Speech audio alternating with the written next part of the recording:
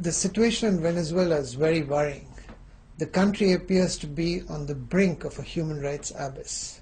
Now, many of us were pleased to see that at the turn of the century, Venezuela began to take steps to address the rights of the most marginalized, who had been discriminated against for a long, long while.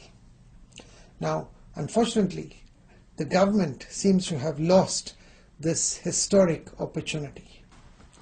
Since the beginning of February, people have taken to the streets to protest against the high levels of criminality and insecurity that plague the country and its shortages of essential goods and services. The government must address and deal with these protests, but without violating the human rights of all, regardless of their political convictions. In recent weeks, Amnesty International has documented scores of cases of grave human rights abuses, including killing and wounding, as a result of policing the current demonstrations.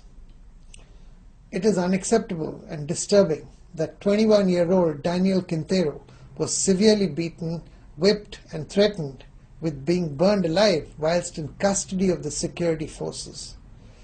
It's equally unacceptable that pro- and anti-government protesters resort to violence, leading to civilians and officials being shot or hurt during provoked incidents at the barricades. We've also received worrying reports on the abuses committed by armed pro-government groups. This surely has to be a wake-up call for the government. All the victims and their families deserve justice for the pain inflicted on them during these last few weeks. It's crucial that all these incidents are urgently investigated and those responsible are brought to justice. Equally, it's crucial that a plan of action is put in place so that the country doesn't fall into this abyss.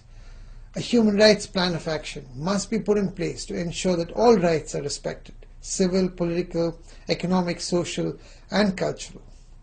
And we are calling on all leaders to send a clear message to their supporters to exercise their right to freedom of assembly, but peacefully.